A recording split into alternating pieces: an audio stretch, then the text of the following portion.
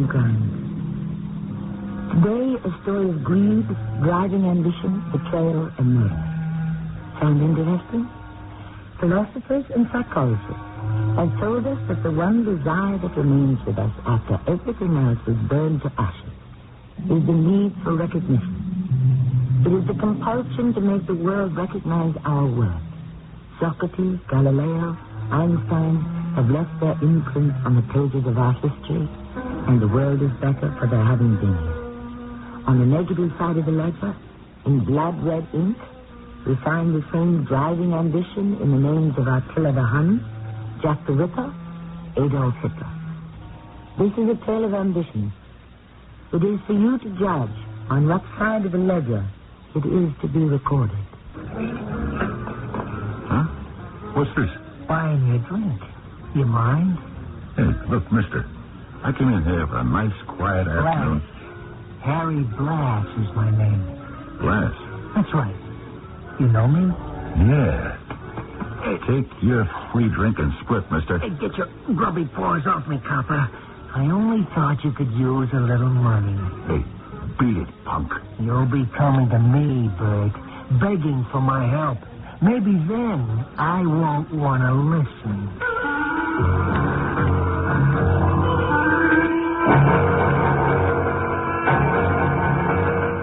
Our mystery drama, The Blood Red Ink, was written especially for Mystery Theater by Sidney Sloan and stars Fred Gwynne. It is sponsored in part by Cat's Paw, Heels and Souls. I'll be back shortly with Act One.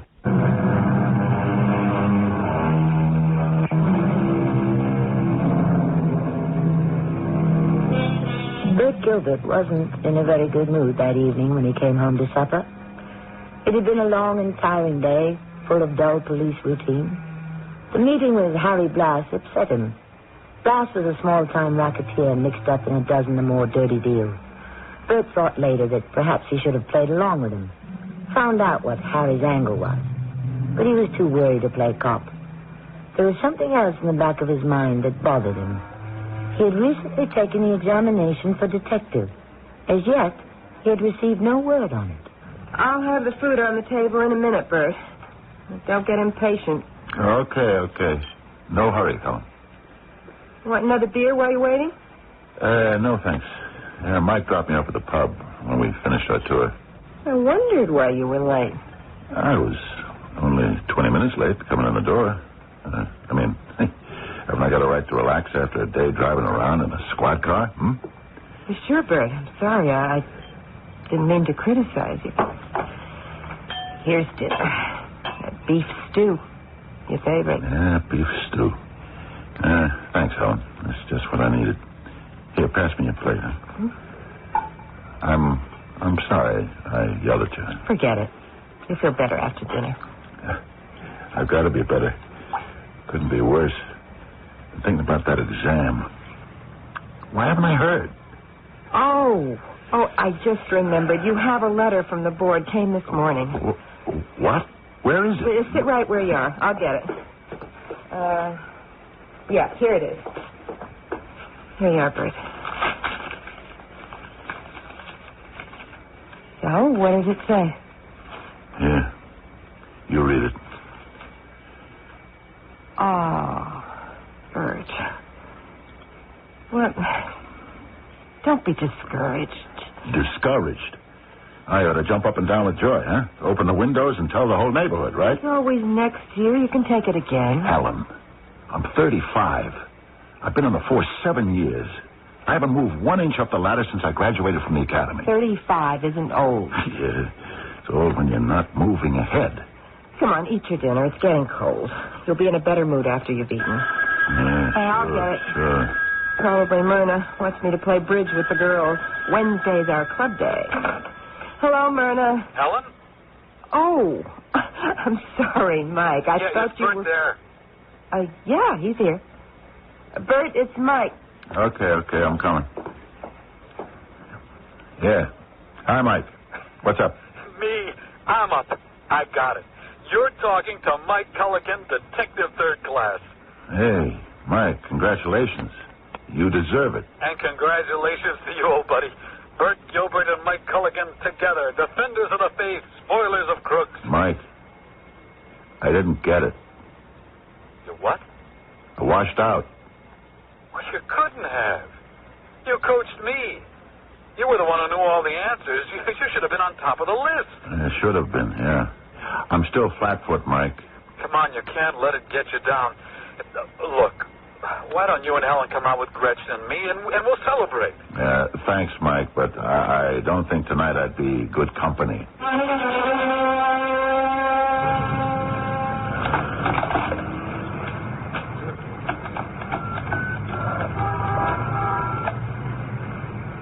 Hello? Yeah, this is Patrolman 342987, Bert Gilbert. I'm calling Captain Sullivan. Yeah. Right, I'll hold. What? No, it's a personal matter. No, I'd like to tell it to Captain Sullivan himself. Okay, I'll put it in writing to him. Thanks. He talked to you? No, Mike. His secretary says for me to put it in writing to him. Yeah, well, sure, he's a busy man. Yeah, right, busy man, Mike, right. Put it in writing. Yeah, well, why not? I'll tell you why not.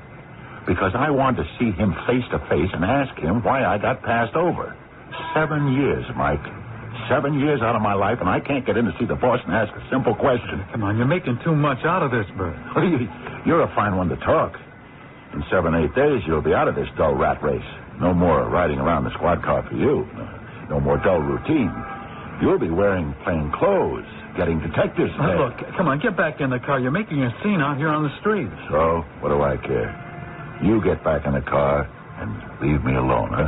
I can't leave you here. I mean, we haven't completed our tour of duty. The tour of duty? Do I hate that cop lingo? Listen, old buddy. You complete our tour of duty, huh? I need a drink.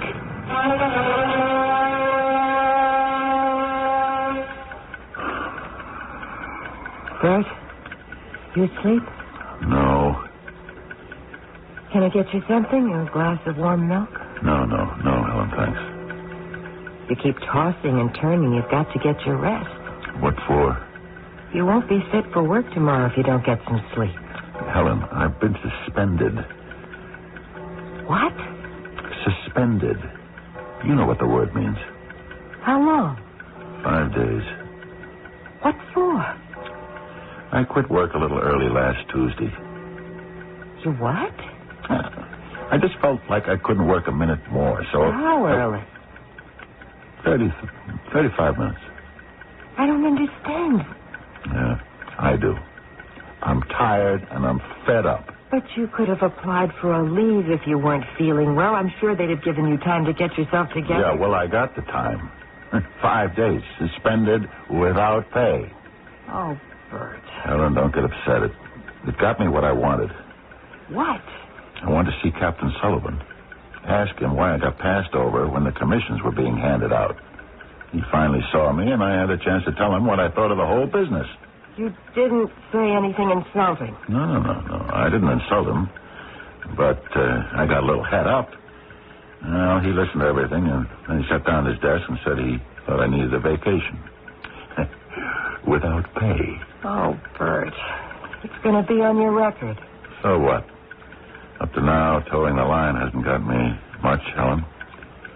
What have I got to lose?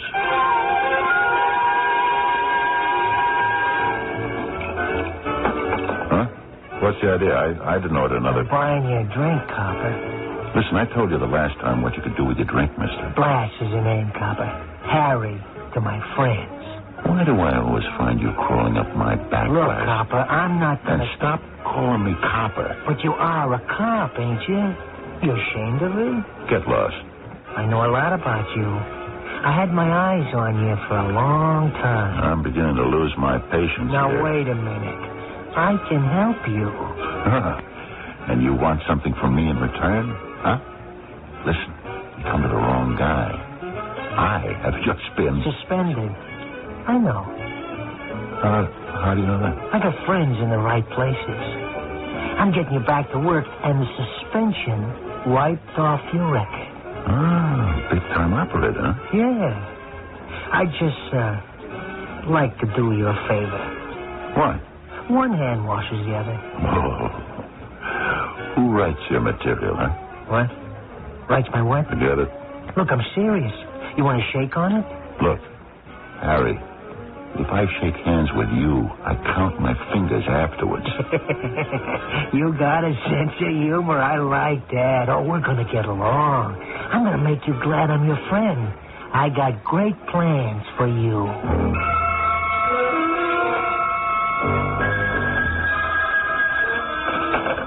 Hello? Yeah? Where? I'll be there in 10 minutes. Who is that, Bert? Friend. Wants me to come over to the bowling alley for an hour, so, you don't mind, do you? You never bowl. I just took it up. They have a pool there, too. If we get tired of bowling, we can shoot a little pool. Bert, this isn't like you. Do you realize this is the third time this week you've had some reason to go out after dinner? Third time, huh? I really wasn't counting, Helen. How many weeks have I just sat here reading the paper or looking at the boob tube? How many times? All right. I don't mean to argue. Go out. Just don't be too late. You've got to be out of here tomorrow morning at 7. Remember? Look, it just occurred to me that you might have something on your mind. You don't think I'm running around with another woman, do you? Bert, that never entered my mind. Yeah, well, good. I'm not chasing around, Helen. You're still my girl after 8 years. Don't you forget it. I know, darling. I know that. Now, who can that be? Hi, stranger. Hey, Mike. Where in the world have you been? I haven't heard from you or seen you in over 2 weeks. That's why I came over. Well, you know how it is. Hey, you big shot detectives don't cross our paths too often. You're too busy with important assignments. Come on, old buddy, you're putting me on. Aren't you going to ask me in? Mike, come in. Please, come in. Bert's only kidding. But I'm not kidding. Hey, look, the reason I came over was to ask you guys to go to the movies with us. Gretchen's waiting in the car, and Mike, I've got another engagement. But maybe Helen would like to go. But I've got to run right now. I'm 10 minutes late. Can't you break that other engagement? I wanted to see you, talk to you. Can't. Gotta go. Bye. See you later, Helen. Mike. Oh, well, that was what I'd call kind of abrupt. I'm sorry, Mike. I'm sure Bert didn't mean to be rude. It was a good imitation. Well, Helen, what about it? You want to go to the movies with us? No, thank you, Mike. But please forgive Bert. He's upset because he didn't make detective with you. Yeah, I know. And I'm worried. Well, he'll get over it. It isn't what I'm worried about. Helen, I'm going to tell you something I shouldn't. Bert is my best friend, and... Well, look, Helen, he's in trouble. Or he will be if he continues as he's going. I don't understand. He's hanging around being palsy-walsy with a slimy character by the name of Blass. Mike, I'm sure you're wrong. Hey, I wish I was. This Harry Blass guy is mixed up with 1,000 crooked deals, and he manages to slip out and around the law every single time the police catch up with him. And you think Bert is involved with this man? I know he is. Look, as a friend, I'm asking you to get him to stop seeing Blass. Immediately. Oh, good Lord. Please, remember, I never said a word to you. He mustn't know that I talked to you. Okay, Mike. You're a friend. A real friend. Bert Gilbert has taken a dangerous step. His association with Harry Blass can only lead to dishonor and prison. He seems to believe that he can beat the law by jumping in, getting what he wants, and then quickly getting out. In his frustration and disappointment, he is forgetting the irreparable damage he will be doing to himself and his wife. We will be back shortly with Act 2.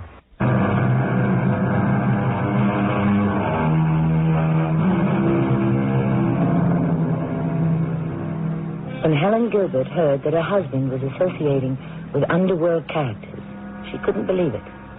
Bert had been an honest, hard-working police officer until he met with a big disappointment. He had flunked his examination for detective, despite the fact that he had worked hard and knew all the answers well enough to coach his friend and fellow officer, Mike Culligan, who passed. He felt cheated, angry, and reckless. I tell you, it's a piece of cake. I got it all laid out. Only one hitch. Wait a minute. Hold on, Bless. Aren't you making a big mistake spilling all this to me? I'm a cop. So what? You wouldn't like to grab off your pension money with one little job? Pension money? Look, you gotta wait 13 more years before you begin to collect, right? How do you know how long? I know. So you wait 13 years and you get your dough. They dribble it out to you in crumbs, a little piece of bread each month. Yeah? And your way? Big pieces of bread. Now. 3 or 4 times, and you're rich. In 6 months or less, you retire from the force. You can forget the pension. Yeah? You got more money than you ever thought you would have in your dreams. And you got it nice and safe, where no one can touch it, in a private Swiss bank account. You make it sound easy. It is, and it pays big. But you said there was a hitch. A little one. Little? How little? Someone has got to walk out with the stuff in his pocket. Stuff? Diamonds, Bert. A bag full. Uncut. Big, expensive diamonds. Impossible to trace. Look, you know 47th Street between 5th and 6th, right? Sure, the biggest diamond center in the world. Maybe. Amsterdam's the biggest. But here's the layout. You will be in the neighborhood in your squad car. Wait a minute. How can I explain my being there? Well, it's in the general area you patrol, right? It's in the area. Well, you will get a call on your car radio sending you to the scene of the crime. Call? A phony call. It'll be on our own shortwave transmitter right in the neighborhood. No one will be hearing it but you. It'll sound official. We've got it all set up and we've tested it. It can't be heard in the next block. Yeah, but it'll be hard to explain later. That's where your partner comes in. You're not going to include him in the deal? Of course not. But, he becomes your alibi. You get it? He'll swear the call came from the official police dispatcher. He will think it's the real thing. So how do I get the loot? You go in, you catch the thief, arrest him. He slips the diamonds into your pocket. You get him outside and push him into the police car and call in and tell him you made an arrest. What about the thief? He's clean as the snow. They've got nothing on him. Can't be identified. Fake wig, eyeglasses. He won't have the loot on him. No evidence. The wig and glasses get dumped into the garbage before you hit the street with him in cuffs. He's got no record. He spends the night in the slammer. Next day, his lawyer springs him, and you turn the diamonds over to me. How? There'll be a hot dog stand in front of the precinct station. You slip it to him as you pass. We'll take care of your cut as soon as we dispose of the diamonds. Wait a minute. How do I know that I won't be the fall guy? Do all the dirty work and then get the blunt end of the stick. Bert, you gotta trust me. We're a big organization. We do business in a legitimate way. We got help in the right place in case of trouble. Okay. But, listen, Blas. Yeah? Don't try to pull a fast one on me.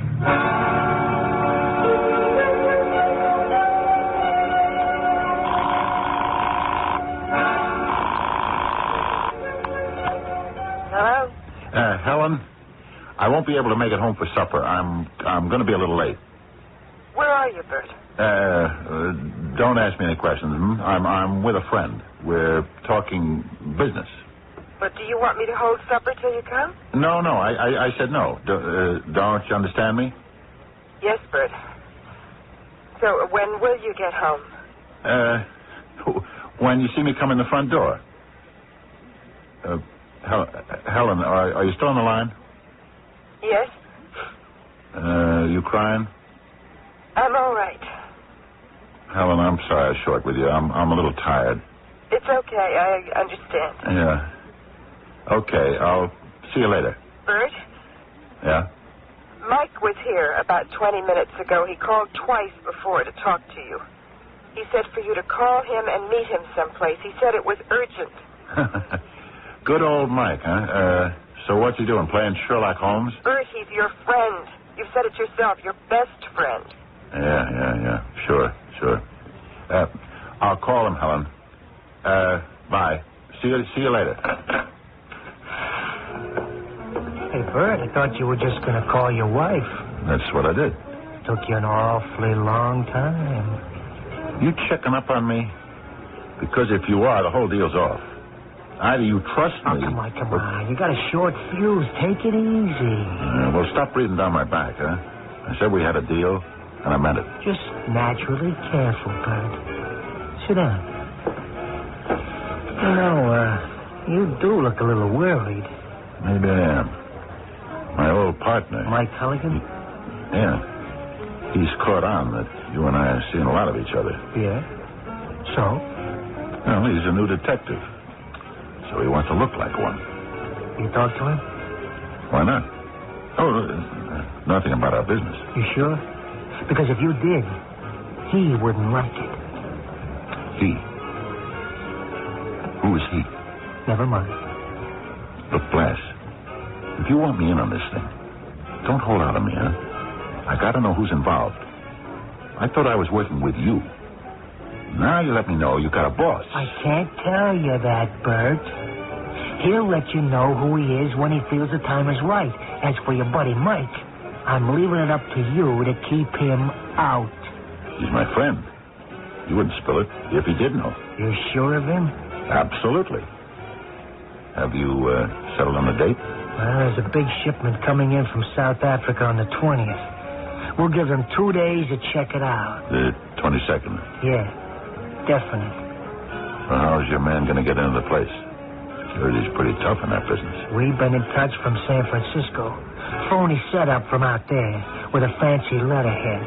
Our man will be arriving in New York on the night of the 21st. The next morning, he will arrive at their door with all his forged credentials and go right in. And so when do I come in? When you answer the call from the police's dispatcher. The one that you got set up, the fake. Right. Like I told you the other day. I just want to be sure. Good. Keep checking and, hey, keep an eye on your old buddy, Mike.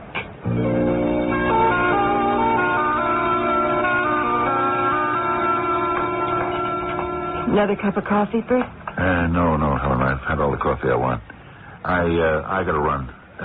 What time is it? My watch is slow. About 4 minutes to 7. Oh, that gives me 4 minutes to get down the stairs and into the car. My new partner, Pete, will be picking me up. Goodbye, darling. Have a good day and try to come home early. Okay, darling, if you say so. Hello, Bert. Well, imagine meeting you on the stairs, Mike. What's up, detective? I don't know what you're up to, Bert, but I can make a good guess. Mike, you're my friend. My good friend.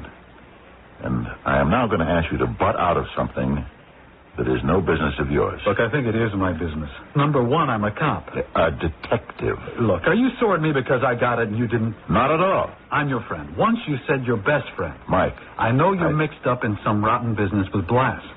And I swear to you, friend or not, I'll get you.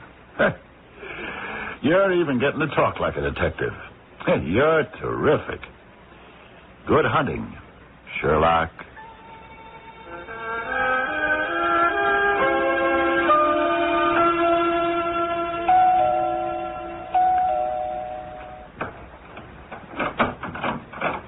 Bert, I told you never to come here. You left a telephone message with my wife. But I didn't want to meet you here. At the bowling alley, I told her. Yeah, I know. But I wanted to see your place. See how the better class lives. Hey, some joint you got here, Blas. A little flashy, but quite elegant. All in great taste. Okay, you've seen it. Now get out. I'll meet you in 5 minutes. I'll let you out through the cellar door in the back. What's all this cloak and dagger stuff? Hey, you jumpy? Yeah, I'm jumpy. And you want to know why? Your buddy, Mike Culligan, has got a tap on my phone and yours. A tap? You must be kidding. It's hard to get permission for a tap. How do you know? Never mind. I know. Oh, that's right. You have connections. Still, it's hard to believe. It's real. I got it from a source I can trust. Who? Don't ask questions, and you'll live a lot longer. Punk, are you threatening me? No, Bert. I ain't threatening you. You're important. The scam won't work without you. But don't ask me to tell you things that I can't give out. I told you that before. When it's the right time, you'll meet the key man. Okay. Is that all you got to say? That you think our phones have been tapped? No, think. It's for sure. Now, there is one other little thing we cover. What? Detective Culligan. Okay. I'll handle it. You sure you want to take care of it? Wait a minute. What does that mean? Well, he's getting too close, Bert. He'll blow the whole thing. I told you, I'll take care of him. How? Talk to him? Cut him in a small piece? It won't work. He's straight. He won't play. He's my friend. He won't do anything to hurt me. Yeah? He's got a bug on your phone. I tell you, there's no other way but to... Now listen, Blass. Bert, we don't take chances. I'll get to him. Talk to him. No good. There's only one way to stop him. Okay, that's it. I'm through. You're asking me to be party to a murder. The murder of a man I have known Bert, since... let me tell... That wasn't what I agreed to, and I don't want it. Find somebody else. All right. And look, personally, I ain't so hard about that kind of business either. It could be trouble. The boss wanted it. I didn't. He don't like we should take chances. Look, I respect your feelings, Bert. It's something that's, kind of hard to live with after. You know what I mean? You talk about murder as though you were planning a little fix on a horse race. I tell you, it's out. Or I am. Okay. It's out, Bert. You sure? My word. I give you my word. Your word. I've been on the up and up with you. You know it. Harry, I'm going to take your word. And I'm going to hold you to it. You and your boss both. You know what I mean? Sure. No problem. All I got to do is tell the boss. Tell him how you feel. He'll go along. Hey, Bert, he needs you.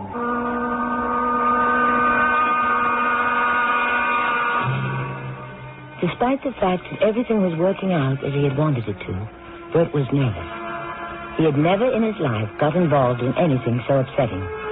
Even though he'd been on the police force for 7 years and had faced dangers so regularly that it was almost commonplace, this was different. He was mixed up in a dirty business, something that all his moral values found repugnant. Nevertheless, he seemed determined to see it through. I'll be back shortly with Act 3.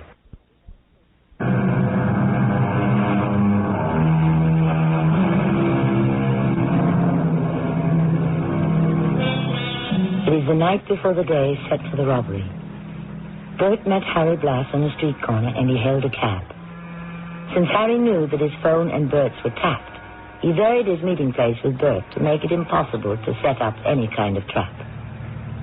They ride in silence for some minutes and then Harry begins to give Bert his final instructions. Now, Bert, at 18 minutes before 11 tomorrow morning, you will be turning off 5th into 47th Street. I understand. You will get the call on your radio at exactly 16 minutes before 11, the one we're setting up. The phony one? Yeah. It will come in maybe 5 minutes before the official call will come in. 5 minutes? That's not much time. With traffic, before we answer it, get up the elevator, it might take 10 minutes or more. It's got to be 5 minutes, no more. Or the rest of the police will be right in there with us. Okay, I'll try to move. I want to warn you. You'll have a different partner in your car tomorrow. Wait a minute. What about Pete? He's been Mike's replacement. He's off on another assignment. I see. You manage that. What for? I thought it might be better if you got a temporary new partner. Just out of the academy. Just got a badge and a revolver. We could go Friday. Her? Well, you don't mind, do you? Oh, good-looking dame. 27, 28. And we got her through your friend? Yeah. I told you I have connections in the right places. And she knows what's going on? She ain't in on nothing. Oh, yeah, something else. Your friend, Mike Culligan, won't be around when all this happens. What do you mean? Relax. We got a good break. Culligan is in Arizona. Left this afternoon. Extradition business. He was sent to pick up a con out of Arizona State Prison and won't be back till Monday. Oh, that's good. Yeah, thanks. Hey, don't thank me. Just coincidence. Yeah, I'll bet. Okay, give the cabbie your address and then we'll... No. Better drop me at the pub. I'll have a beer, and I'll have an excuse for coming home late.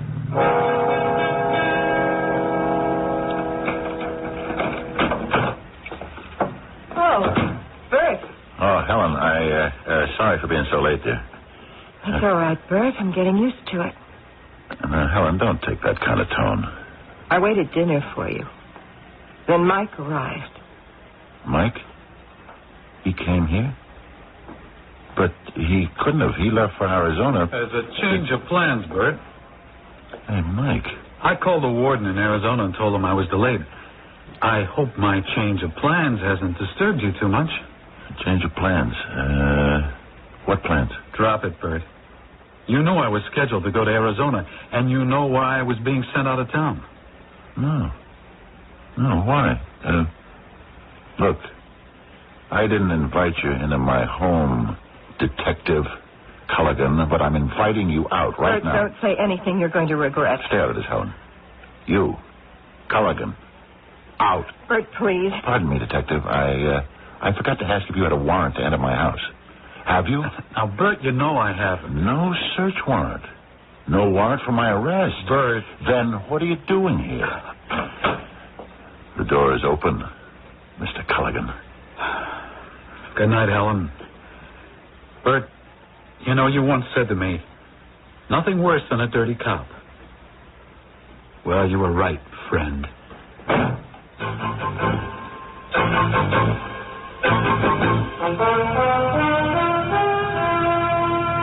Turn into 47th, please.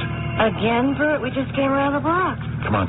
Turn before the light changes. Okay. That's what you want. Traffic's so heavy, it'll take us 10 minutes to get to 6th again. You doing piecework, Grace, or do you work by the day? I'm working by the day. But this is certainly a dull business. Well, what time have you got, Grace? 15 minutes to 11. You're fast. I've got 19 minutes. A little too early for lunch, Bert, don't you think? Sector Able 12. Sector Able 12. You have a 1033. Hey, that's a 1033 robbery in progress. Able 12 is us. You have a It's us. 1033. You learned your lessons. Good, Officer McKenzie. 47th Street, 25A West, 10th floor. Hey, hit the lights and the siren. That's just right ahead. West, 10th floor. Hit the brakes. What units are responding? You stay in the car. Call in and tell them we're responding. Okay, Bert. Come on. Only 5 minutes. You gotta do it. That way! He went that way, officer! He's got a gun! Okay. Stay where you are. Stay out of the hall. All of you, out of the hall. Hey, cop. Here, right here in the closet. Oh, yeah. Come on, shut the door. Okay, put the cuffs on me and let's go. Hey, where'd you ditch the Wiggins glasses, huh? Garbage can. Garbage will be picked up by the morning. Not to worry. Come on, let's go. Wait a minute. Where's the loot? You're supposed to give it to me, and I'm... Yeah, look, the signal's changed. The stuff is already mailed in 4 pre-stamped manila envelopes. Wait a minute. Blass told me... Now, changed his mind. He didn't want to put you in any trouble. Look, if you don't have the stuff and I don't have it, we're in the clear. So where was it mailed to? Where? I don't know. I didn't look at the address. I just filled the envelopes like I was told to, sealed them, dropped them in the mailbox at the end of the hall. Goes right out down to the first floor. 3 o'clock mail pickup. I see. Look, what are we waiting for, copper? Take me out of here. Throw me in the slammer. Come on, I'm your prisoner.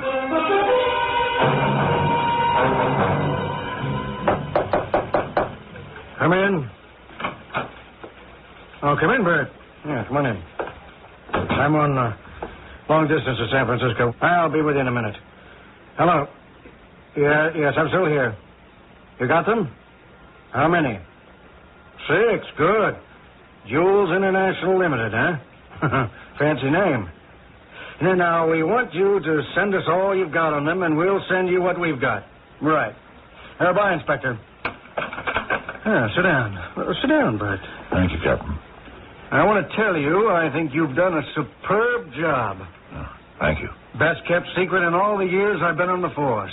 Had to let Lieutenant McInerney in on it at the last minute. Mike Culligan's new boss, you know, to get his cooperation on the Arizona thing. But outside of that, well, even your wife didn't know. Thought you were in trouble. She was about to divorce me. When I spoke to her just 10 minutes ago, she sort of broke down. Well, then she laughed and came immediately to your defense and said she never believed you were anything but good and decent. It sounds like her. I did give her a bad time, though. Well, I think we have the whole case wrapped up. You heard my conversation with San Francisco. Your thief is going to get a little surprise when his lawyer gets here. We found the wig and glasses, and there'll be no trouble getting absolute identification. Postal authorities cooperated and found the envelopes containing the diamonds, all $750,000 worth. Well, I hope you're proud of your efforts. Yes, sir, but I still have one worry, sir. Oh? Maybe we jumped too quick, and the big shot, Blass's boss, will be warned and take off. No. Your idea to flush him out worked. Sending out word that Mike was going to Arizona trapped him. He immediately got that information back to Blass. What he didn't know is that we had suspicions he might be the leak and put the arm on him right after he got the word out. Who was it? A man by the name of Reach. Works for the company who handles our electronic maintenance here at headquarters. He had access to all our information, and he yielded to temptation. Then he wasn't the big boss. No. I'd say a small but important cog in Blass's operations. Blass is the big man, and we'll have him within the hour. He doesn't know that he's in any trouble? Not an inkling. Everything was done so swiftly and without fuss that Blass couldn't possibly know. Lieutenant McInerney sent Mike Culligan to make the pinch. Mike? Any backup? Mac didn't think he needed any. Blass would be taken by surprise and... No. He's dangerous, Captain. He'd just as soon kill someone as talk to them.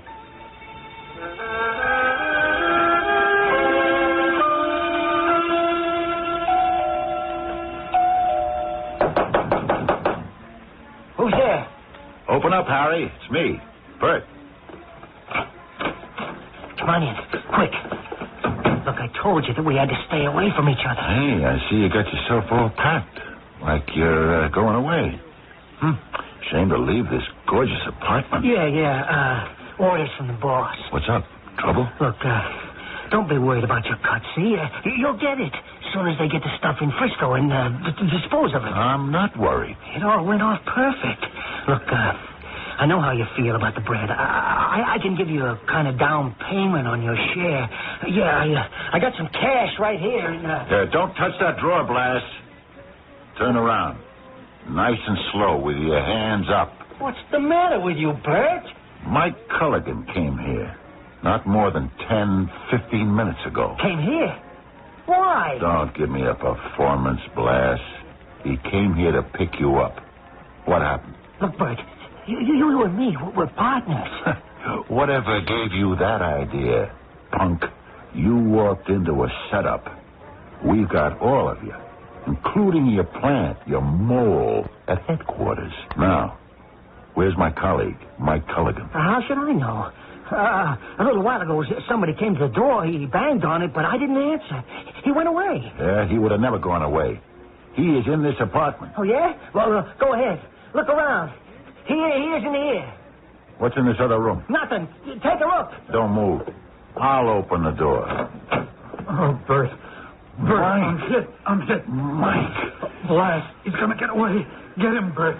Mike, I can't leave you like this. Look, I'll call for an ambulance. You're a cop, Bert. Get him for me. I'll be all right. Okay, Mike. Blass, I see you. Down the stairwell. Stop or I'll shoot. Stop.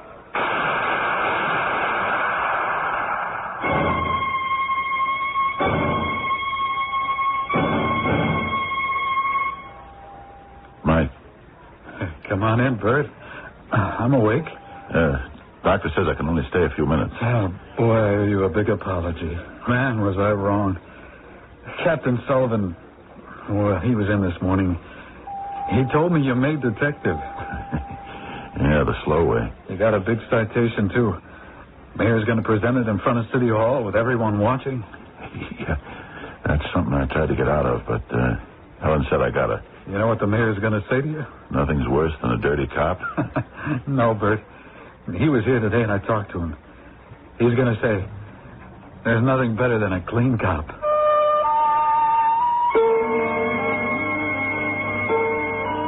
Detective Third Class Bert Gilbert stood on the steps of City Hall with his head slightly bowed while the mayor read the citation. He was embarrassed by all the ceremony. Then he glanced up and caught the look in Helen's eyes as she watched her husband being honored. And he knew then that the look was worth all the embarrassment and discomfort. I'll be back shortly.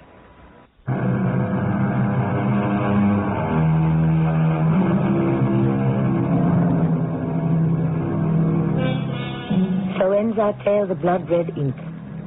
Bert Gilbert and Mike Culligan had the fire and ambition in them to make something of their lives, to gain recognition from their fellow men.